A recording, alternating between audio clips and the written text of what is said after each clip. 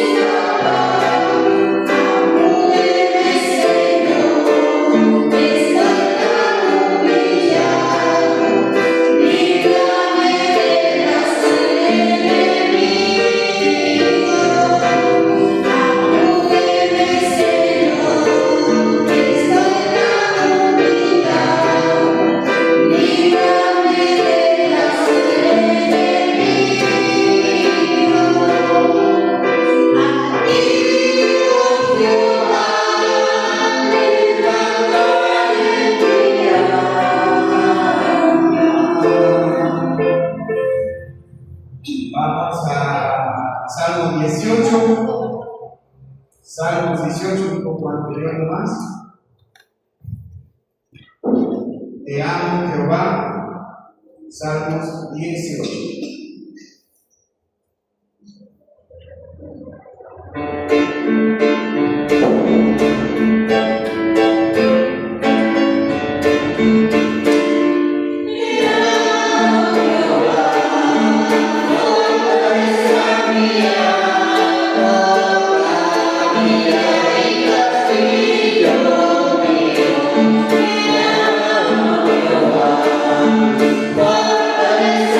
Yeah.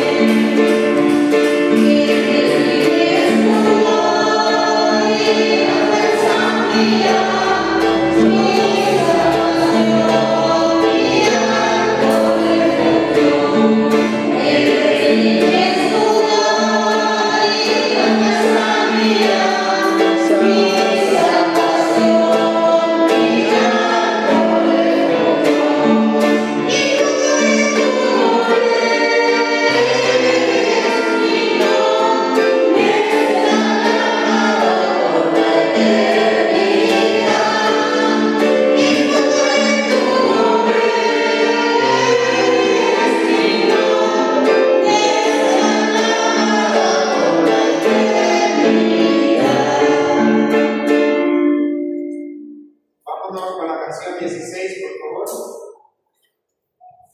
Página 61, canción 16, página número 61.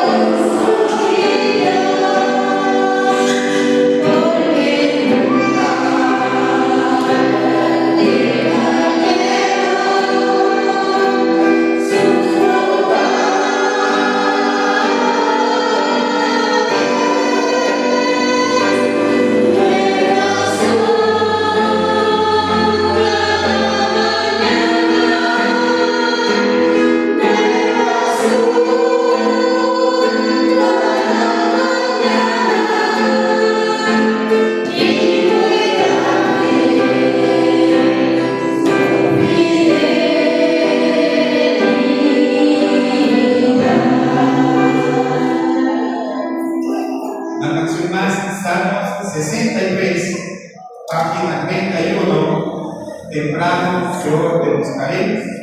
Salmos 63, página 31, temprano yo te buscaré.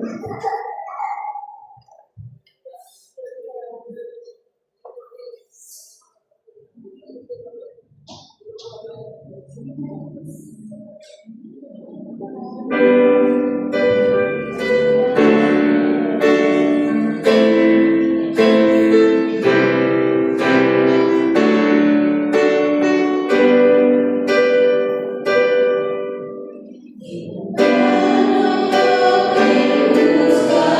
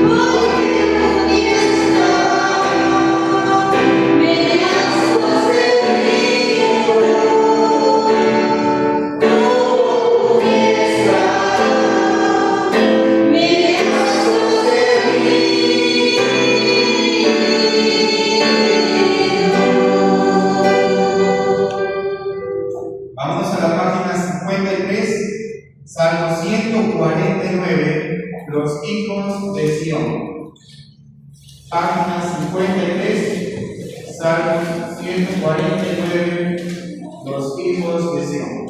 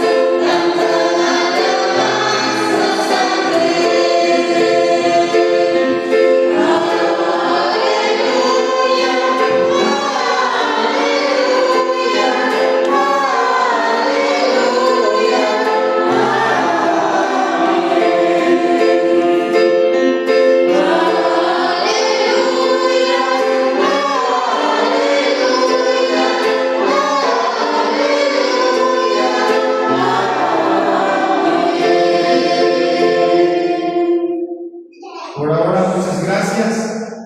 Vamos a tener un espacio de tiempo para las oraciones. Abrimos nuestras Biblias en el libro de Tito, capítulo 1. Una vez más, leemos verso 1 hasta el 11 ahora. Vamos avanzando hasta el 11. Comienzo a leer un versículo, por favor. Comenzamos a leer uno cada uno. La epístola del apóstol Pablo a Tito. La palabra de Dios nos dice en el verso 1: Pablo, siervo de Dios y apóstol de Jesucristo, conforme a la fe de los escogidos de Dios y al conocimiento de la verdad que según la piedad. Esperanza de la Dios que prometió desde antes del principio del siglo. Y de su bendecido tiempo me contó su palabra por medio de la predicación que me fue encomendada por su mandato de Dios y nuestro Salvador. Amigo, verdadero amigo en la común fe, gracias se me pone en paz de Dios Padre y del Señor Jesucristo, nuestro Salvador.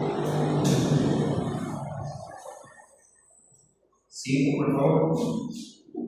Por esta causa te dejé en Creta, para que corrigieses y establecieses ancianos en cada ciudad, así como te mandé. 6.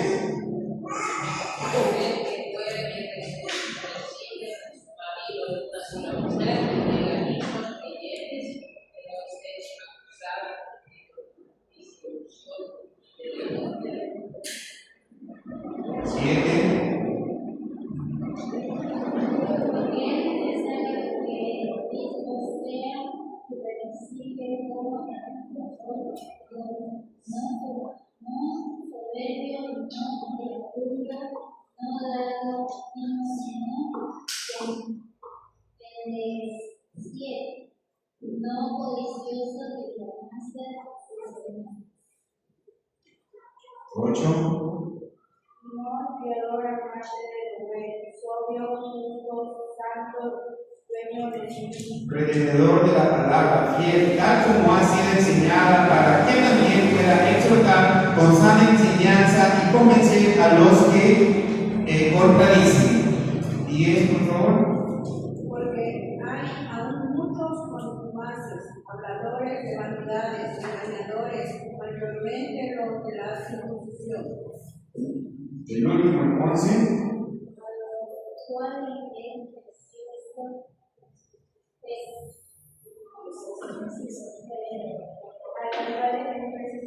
la boca que trastornan, falsas, enteras, enseñados por la ganancia deshoneста de lo que no conviene. Muy bien, yo creo que una vez más vamos a ver el mapa de lo que hemos estado viendo desde hace muchas semanas, ¿no? Entonces podemos ver, ustedes pueden ver el análisis donde vamos ahora, 9 del 1 al 11. Entonces, un pequeño resumen para nuestros hermanos que ahora nos están escuchando y los que están viendo ahora. Estamos viendo que Pablo dirige una carta a Tito con una intención.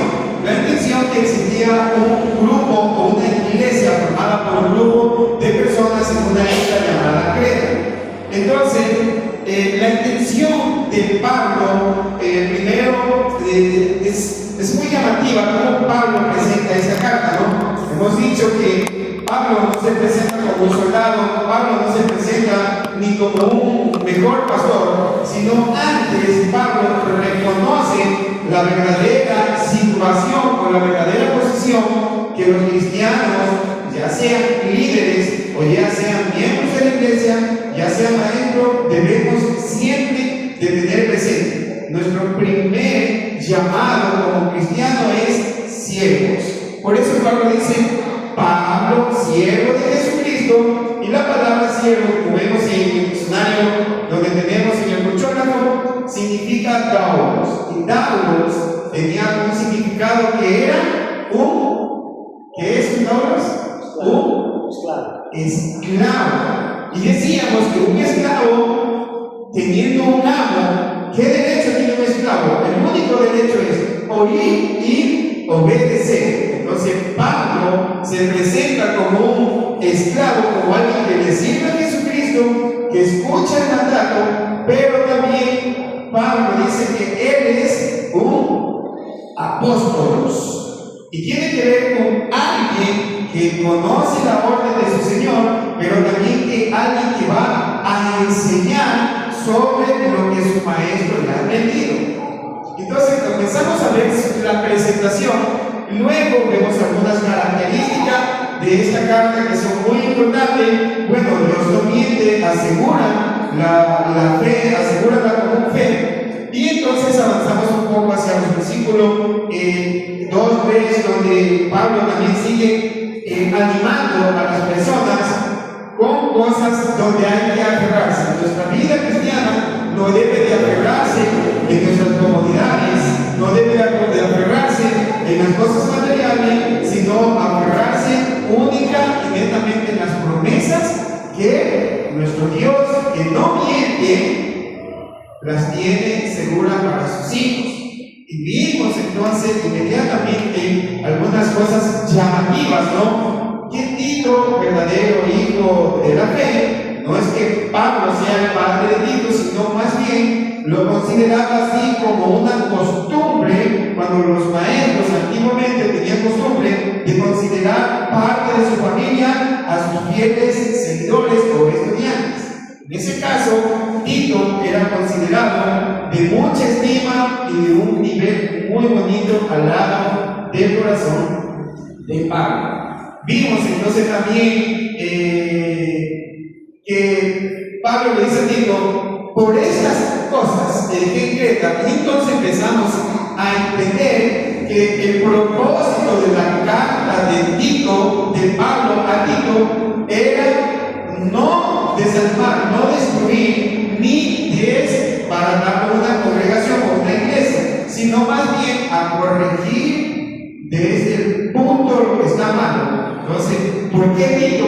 Porque Tito tenía la característica del pleno conocimiento de Dios. Era un hombre preparado con fe y temor y que también quería servir con amor en Creta, como diríamos nosotros, un buen líder, como un buen anciano, como un buen misionero o como un buen pastor, depende de la posición en que nosotros a veces queremos entender el liderazgo de una persona que viene a trabajar a una congregación o a una iglesia.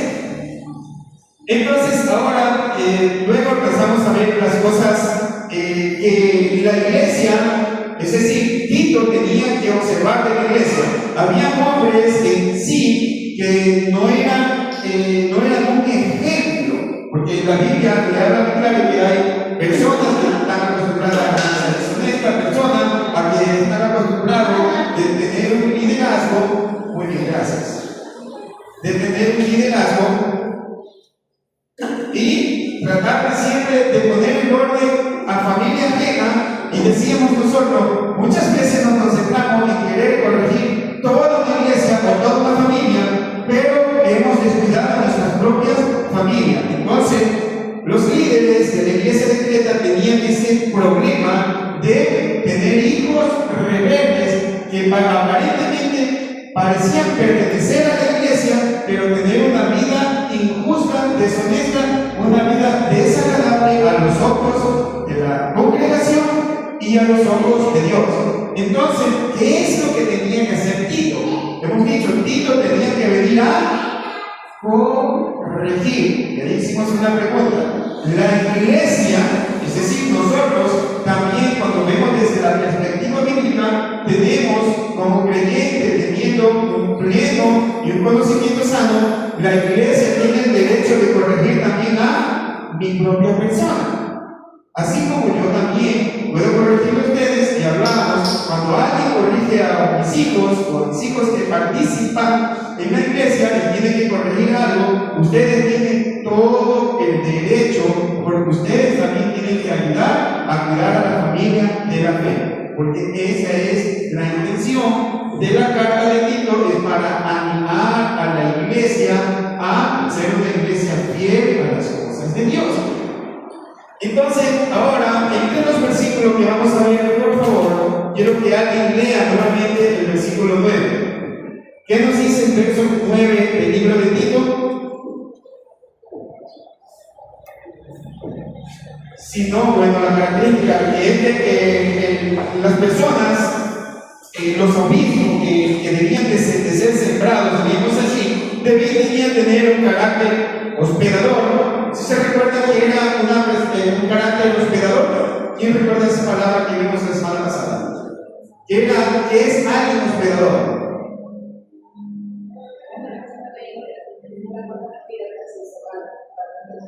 Tiene siempre disponibilidad para recibir a su familia de la fe, pero también muchas veces las puertas abiertas para poder servir y ayudar en lo que más podemos, con las manos estiradas hacia el prójimo, no solamente en el sentido de la iglesia.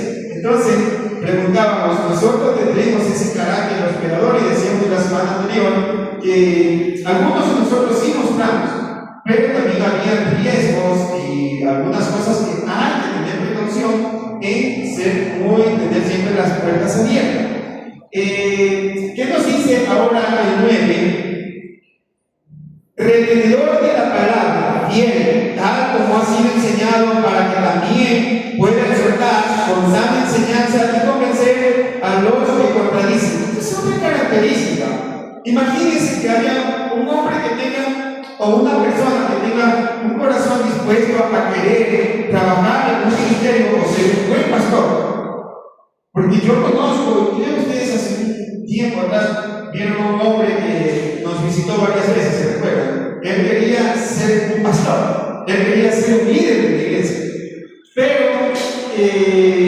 cuando se le pregunta si es un retenedor, si es alguien que es fiel al conocimiento de las escrituras, y ustedes tienen en el diccionario ahí, pueden volver a pasar, mirar lo que significa la palabra retenedor, ¿sí? Que tiene que ver con un verbo griego que significa echemai, que es aferrarse en todo sentido, de no querer dejar plantado o abandonar o preocuparse de algo. Es decir, alguien retenedor es alguien que de pronto, voy a decir, alguien de nosotros dice, hermano, yo quiero ser maestro de jóvenes, y de pronto está bien, y cuando se encuentra en el ministerio se da cuenta de que no tiene conocimiento bíblico, le da miedo, y a la otra semana dice, hermano, yo no quiero, no puedo, porque no quiero leer la Biblia, no quiero estudiar la Biblia, no quiero ir a los cultos, no quiero compromiso. ¿Cómo podemos retener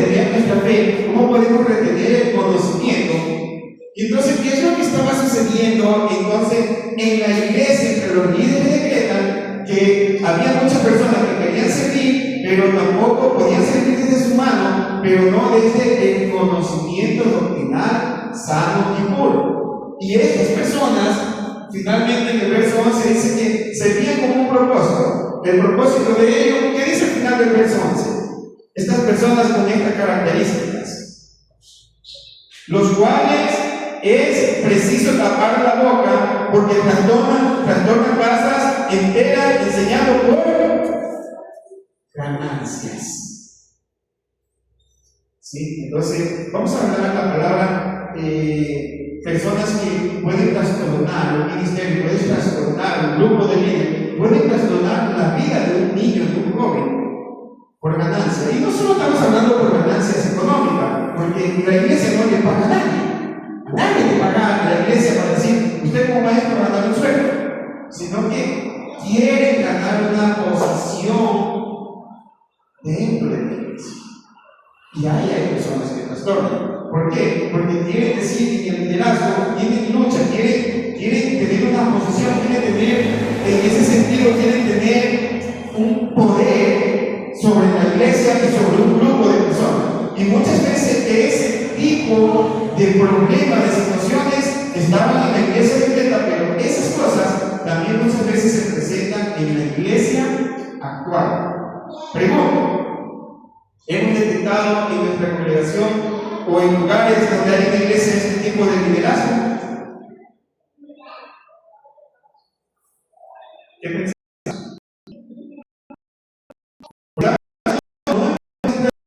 Está dirigida a un grupo de fieles y a un grupo de personas que querían mostrarse como líderes, pero el propósito no era glorificar a Dios, sino el propósito, sus propias ganancias. Respeto, estima, posición, quieren ganar algo sobre las personas. Y ahí nace una pregunta. Los que somos maestros o liderazgo de coordinación, ¿cuál es el propósito por el cual servimos? ¿Por posición o por pasión a Cristo? Quiero escuchar al menos 3 cosas con experiencia.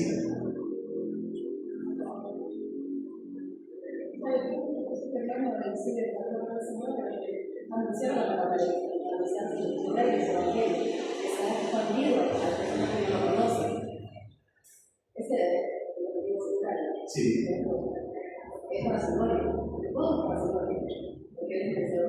Eso debe de ser lo normal. Lo normal en el concepto, ¿no?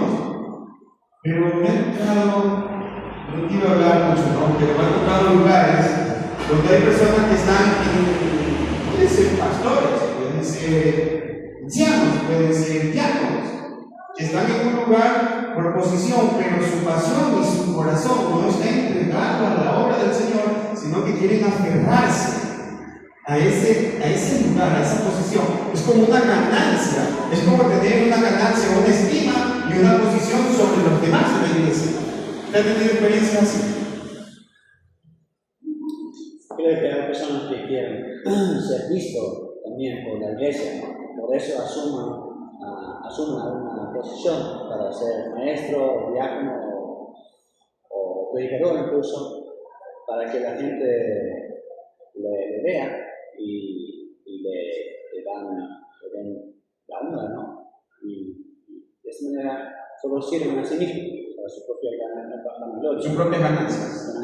Sus propias ganancias. No, la gloria es su propia ganancia, ¿correcto? No es para servir a Dios. Eso. Entonces, imagínense la situación de la isla de Creta, como usted dijo, en aquellos días como el cristianismo. Recuerden, la iglesia en ocasiones se acostumbraba a ser una iglesia muy activa económicamente. Ofrendaban, traían, es decir, podemos pensar que la primera iglesia era una iglesia mucho más animada para ser cariñosas en ese sentido con las ofrendas presentadas en la iglesia.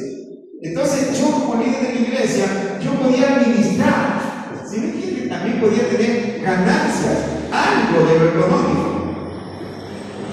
Entonces, desde qué punto nosotros queremos seguir, porque hay 2 posiciones, como dice el hermano Steven, una para que usted sea visto y aplaudido, porque el Señor Jesús dijo explico que aquellas personas también ya recibieron su gloria, que tiene su propio aplauso para ser aplaudido. Entonces, por eso, esta primera cosa que nosotros vamos a ver es lo explícito y lo implícito. ¿Qué es lo explícito dentro de un liderazgo? Lo explícito tiene que ver con aquella que se expresa clara, directa y evidentemente sin que nadie dude. Eso es lo explícito. O sea, usted no debe de dudar del trabajo de un liderazgo. Sí, usted tiene que, por ejemplo, cuando esté en un ministerio, yo voy a confiar plenamente en usted. Usted también debe de confiar plenamente en mí.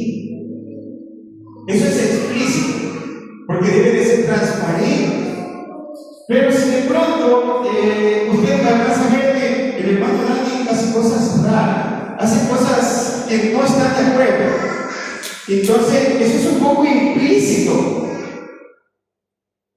Y eso significa también, con esta misma palabra, que no soy un retenedor de nuestra fe, no soy un retenedor aún de las cosas por lo cual el Señor me ha mandado a hacer.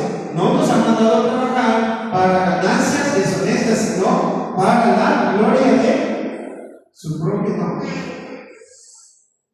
Y eso es bueno, por eso hemos vivido esta última semana.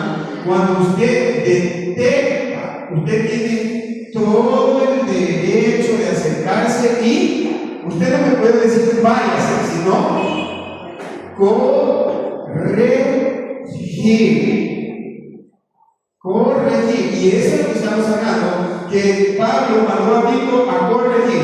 Entonces, ¿qué es lo que hacemos nosotros? Es corregirnos. Y entonces podemos entender que esta carta que Pablo manda no es para desbaratar una iglesia, sino para animar a los creyentes para que crezcamos en la unidad de la fe. ¿Algún comentario hasta ahí, por favor, en este primer versículo 9? ¿Algún comentario del versículo 9? Porque dice, sino del retenedor de la palabra, fiel tal como ha sido enseñado, para que también pueda exhortar con sana enseñanza y convencer a los que están, a los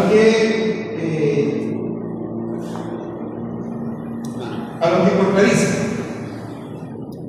¿Cómo podemos distinguir si es alguien que está predicando la sana palabra, como dice aquí, como es retenedor de la palabra fiel,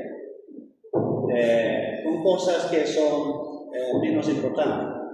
Porque también hay cosas menos importantes, ¿no?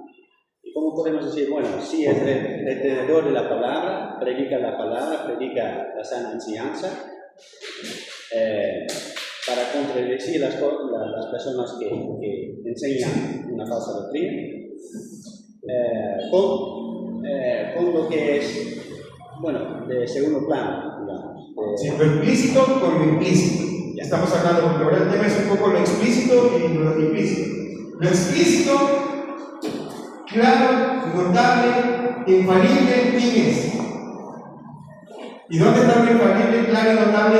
Lo que es incorregible. Para corregir, ¿qué cosa es?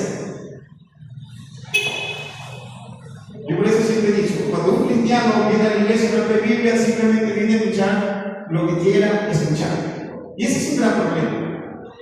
Y el problema nace, hermano, de que si yo mismo, personalmente, como líder, como miembro, como visitante de la iglesia, yo mismo no estoy donde está lo que claramente hay evidencia de verdad, lo que es puro, santo y perfecto, lo que no se puede corregir porque la palabra de Dios está perfecta, es completamente perfecta.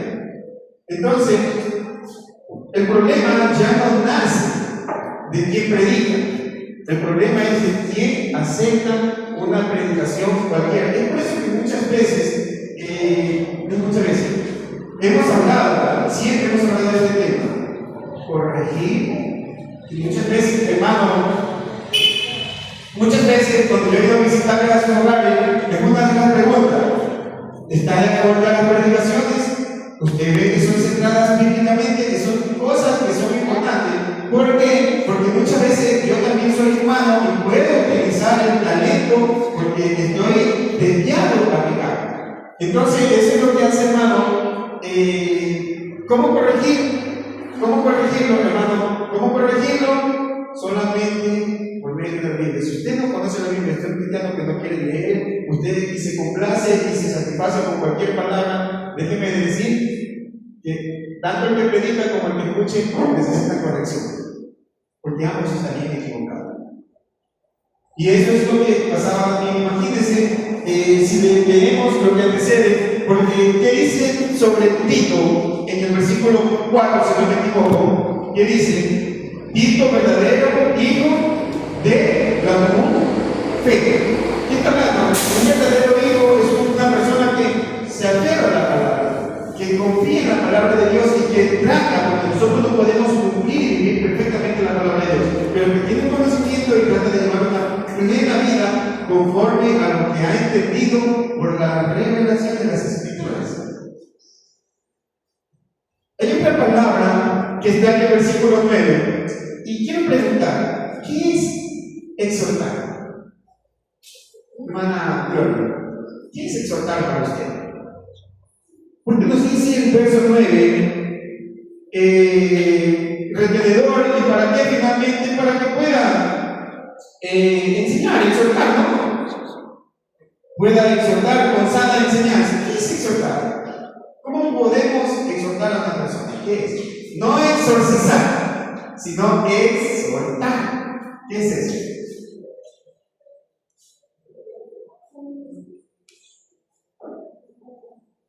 Hermana Gloria, ¿quién tiene por exhortar?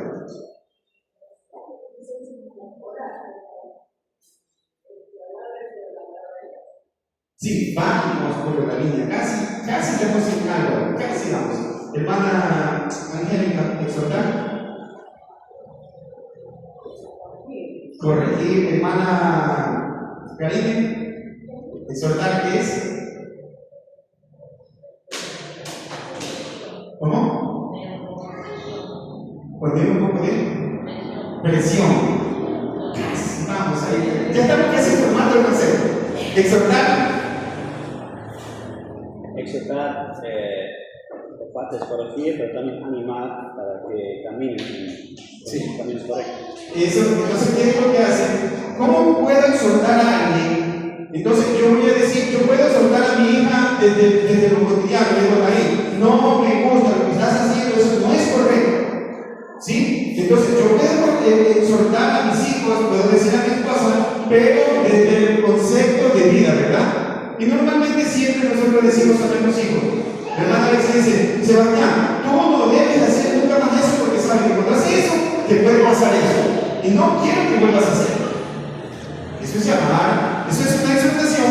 Pero, ¿qué es lo que dice? Una persona debe ser retenedor, es decir, fiel a la palabra de Dios, el que va a exhortar, los propósitos de exhortar, si es llamar la atención, si tiene que ver con la palabra de Dios, si tiene que ver con corregir. Entonces yo les invito otra vez a revisar el versículo 9, estamos ahí, hermana María, que significa exhortar.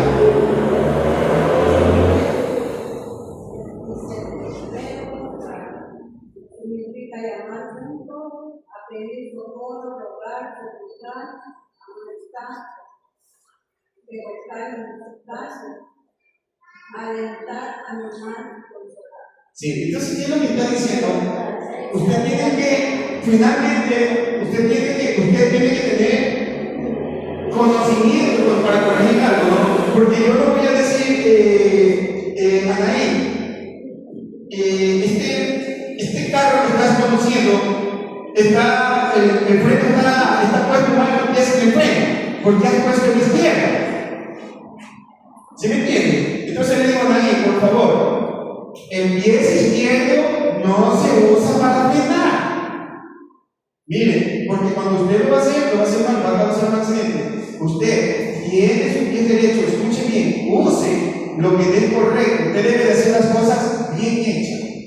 Entonces, el propósito es para que ella no sufra ningún tipo de decadencia, accidente, sino que pueda continuar con su vida y el rumbo sin cometer una infracción a la ley de Dios. Entonces, exhortar tiene que ver con corregir Pero cuando estamos hablando de la exhortación que acerca de la Biblia es corregir con la palabra de Dios. ¿Cómo puedo corregir con la palabra de Dios si no conozco la palabra de Dios? Y ahí otra vez nace, imagínense un liderazgo que no le interese, usted como cristiano, no le interese la Biblia, no le interese los significados, no le interese lo que diga o no diga. ¿Qué tipo de líder somos nosotros? Y ahí es lo que decíamos nosotros. Somos los líderes que queremos estar en la iglesia para una posición, para que los niños me obedezcan, para que la gente me vea como un líder y para que la gente me vea que yo tengo una posición en la iglesia. Ni siquiera una posición. Vean, por favor, otra vez introducción de título. Usted es un siervo y el siervo está obligado a obedecer a su Señor. No hacer lo que usted me da la gana, o no hacer lo que a mí me da la gana. Me tengo que hacer lo que Cristo me ha dejado incluido en las Escrituras. Porque toda la Escritura es inspirada por Dios y útil ¿para qué demás? Para corregir, para instruir y corregir, a fin de que el hombre de Dios sea perfectamente.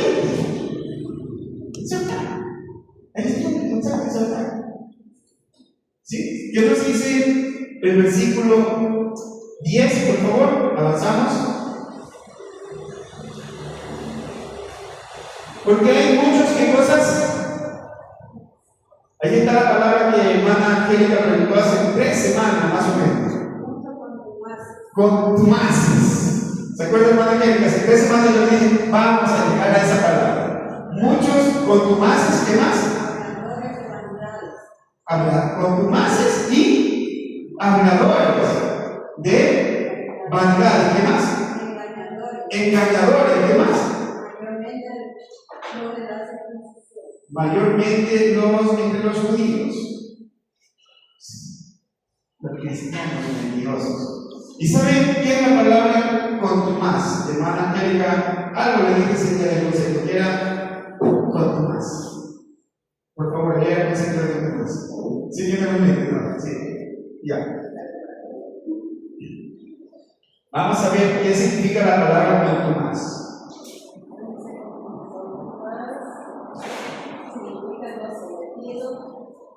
No obedece la ley y órdenes. En una familia puede haber hijos que no se dejan someter, es decir, que son rebeldes, como también puede haber miembros rebeldes, obstinados en la iglesia. Perfecto. A ver, ¿qué es una persona contumaz? Una persona que no obedece. Y entonces Pablo, ¿qué dice? Pablo, siervo de Jesucristo. ¿Un siervo qué tiene que hacer? Lo que le da la gana obedecer. Pregunta, como líderes, como maestros de escuela dominical, como coordinadores, tenemos rasgos de ser contumaces y hacer lo que nos da la gana. No somos completamente obedientes. ¿Entienden?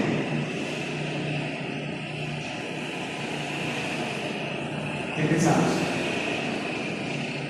¿Somos buenos líderes o también tenemos algo de contumaz dentro de nuestras propias perspectivas de servicios? Entre comillas, servicios.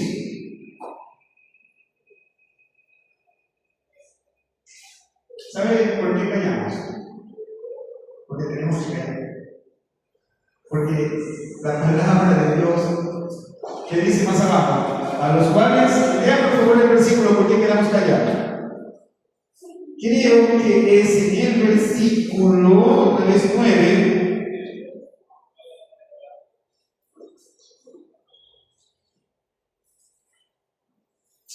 Ya, lo que el versículo 11 me dice, a lo cual es preciso, ¿qué cosa? Sí, ¿por qué la palabra de Dios nos tapa la boca? Porque la palabra de Dios, en este momento que estamos estudiándola, nos corrige, nos exhorta, nos permite ver dónde estamos fallando. Y mire, Dios no nos está expulsando, sino que en el momento que hicimos silencio, sencillamente estamos meditando y estamos entendiendo que debemos cambiar las cosas. Cuanto más es rebeldía, desobediencia, deshonestidad, deslealtad. Es desobedecer lo que Cristo nos ha dicho para hacer lo que yo creo que es correcto. ¿Quiere ver qué es contumaz para que callemos completamente? Callemos, digo calle. Y no sé si el hermano Steve o la hermana Angélica, hermana Laura, digan no, a mí no me puede callar el evangelio ahora.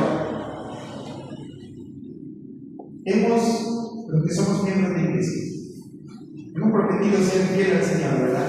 Hemos hecho un juramento público. Y yo siempre resalto esto. Acuérdate de qué cosa del día de reposo, ¿para qué? Para darle vida a la carne, para hacer lo que da esto, para crear construcciones o para hacer otro. ¿Para qué el Señor puso eso? Hemos sido llamados, como siervos de Dios, hemos sido llamados a una obediencia, pero sin duda desobedecemos, y esto es contumaz, rebeldía. Contumaz es no obedecer la ley, contumaz es querer hacer las cosas como nosotros pensamos sin observar a aquel que nos ha dicho lo que tengamos que hacer. Entonces, cuando nosotros vemos otra vez el versículo 10, claramente nos dice así: porque hay muchos contumaces que hacen habladores de vanidades. Fácil.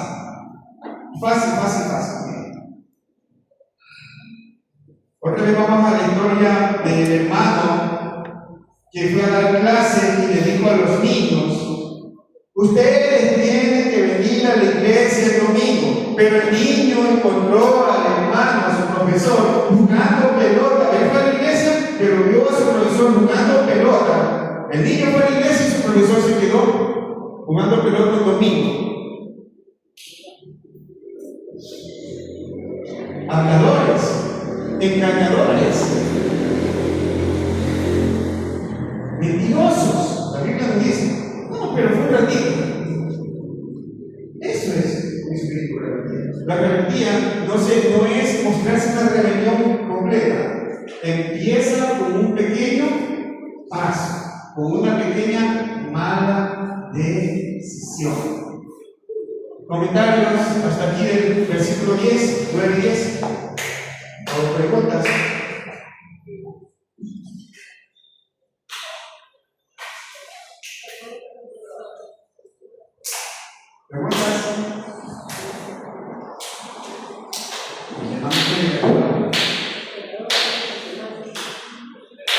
Todos. Pues yo no. Hermano, ¿usted conoce más? ¿O tiene algo? Aunque un poquito, pero algo. ¿Verdad? Es difícil. Por eso que, mire, cuando usamos la Biblia, la única que puede corregirnos perfectamente es la palabra de Dios. Es difícil, hermano. Imagínense ahora, entrando en el contexto histórico, imagínense a este hombre aquí. ¡Hey! Tú tienes 2 esposas, tú debes de tener una esposa. ¡Hey! Tú no debes de ser deshonesto e injusto con las cosas de la iglesia.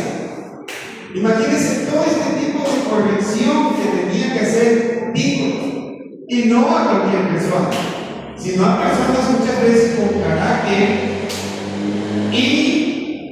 irritables, iracundos, ¿verdad? Porque hablan de los iracundos, personas que se le enojan. El hecho de que usted quiera corregir a alguien, a veces vamos a una iglesia y queremos corregir a alguien, ¿qué vamos a corregir? ¿Qué es lo primero que hace la gente? Le sale muy enojado. Y eso es el trabajo. Por eso usted debe ser un repetidor. No puede ir a corregir porque usted dice: yo creo que lo que estás haciendo está mal. Nosotros debemos de corregir. Dios tiene que hacerle entender a la persona que está mal. ¿Qué debemos de predicar, hermana Angélica? Porque Dios nos ha tapado la boca toda por medio de su palabra. No solo a unos. Porque cuando nos miramos, todos debemos de ser corregidos por la palabra. Y ahí viene la pregunta: ¿quiere dar un paso más? ¿O quiere mejorar y volver? Porque volver es regresar significa arrepentirse. Entonces, si hoy hubiera una elección para decir, vamos a elegir un pastor, vamos a elegir un líder, vamos a elegir un maestro, ¿usted me elegiría a mí? Viendo la Biblia, lo que hemos visto, con todo el análisis. ¿Sabe por qué no? Porque finalmente es Dios el que nos corrige, y por eso es lo que estamos viendo los domingos en la tarde. La santificación es un proceso que dura toda la vida. Finalmente, quien nos corrige por toda nuestra vida es el Espíritu Santo y es la obra maravillosa de Dios. Y entonces nosotros entendemos, por gracia, no es que solo somos salvos, por gracia puedo yo servir como maestro en esta iglesia. Es por gracia, no es por mérito. Porque si es por mérito y miramos otra vez toda la lista que está anotada ahí, hermanos, tenemos que no dar un paso atrás, tenemos que huir lo más lejos de los ministerios porque no somos perfectos. Y ahí, como conclusión, todos nosotros sentimos desde perfectos por gracia de aquel que es perfecto.